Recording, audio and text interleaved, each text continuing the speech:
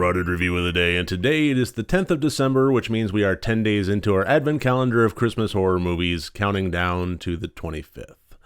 And today I am reviewing the 1984 movie Don't Open Till Christmas. Now, having reviewed many Christmas horror movies at this point, I can tell you that this sub-genre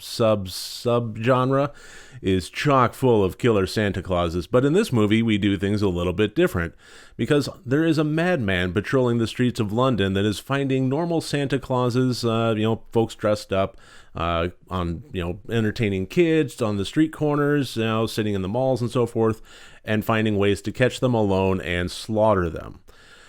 Something about this guy, he does not like the Santas.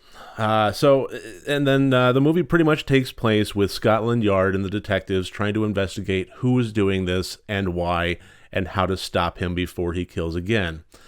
So this movie, I think, suffers from a bit of a dual personality. This is a film that was done pretty much by committee. It suffered from a lot of production delays, changing hands of directors, just all sorts of a mess during production, basically. And as a result of that, this is a bit of a mess, and it feels that way. But as far as the duality of this movie goes, this is both trying to be a cheesy slash-em-up with nudity and hack-to-pieces Santa Clauses, and on that level, I would say that it is absolutely a massive success. But it's also trying to be a dark detective story with intrigue and clues and so on and so forth. And on that note, it failed spectacularly. It was just absolutely terrible. It was way too much of a mess to be in any way intelligent or in any way a good movie. But you know what? It is campy and classless enough to be a fun movie. This is a fun watch. It is not a good film by any stretch of the imagination.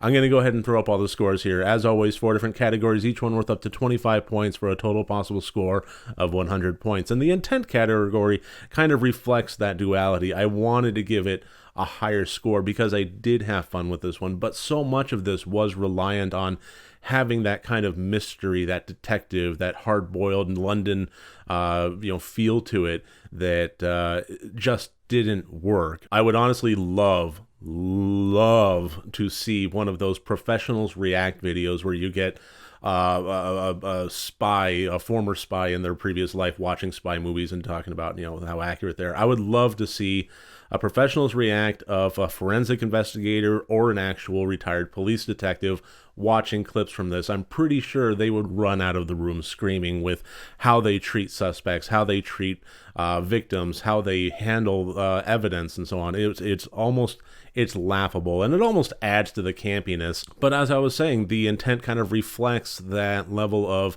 duality, on one level succeeding and on another level failing, because it is silly, it is campy, it is stupid, and it's trying to be campy but also intelligent. So one hand, yes. On the other hand, no. So kind of lands in the middle. And as far as the plot and the acting and the technical goes, that is kind of reflective of the quality of the picture as far as it's written and so on. It's just like I said, it's not a good movie. I would not go into this expecting to watch a quality film.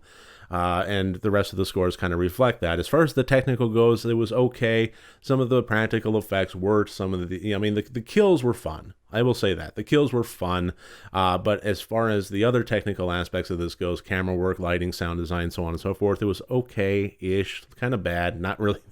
And as far as editing goes, all I can really say is they think they did as good as they could hope for with a movie that suffered this many production problems. To actually able to piece together something semi-coherent was a feat in itself, and they actually did manage to do that. So I guess just in terms of the difficulty level that they were facing in the editing room, hats off to them on that one.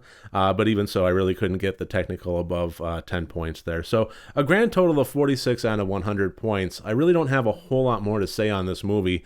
If you're just in, wanting something that is slashed up Santas and campy fun, I would, and boobs, plenty of boobs, I would say go for it.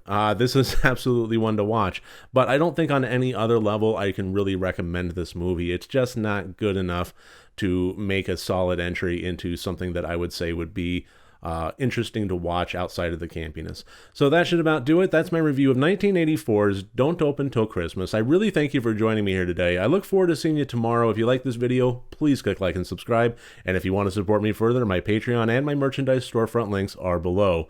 Remember, next time you want to watch a horror movie, first make sure that it's good and rotted.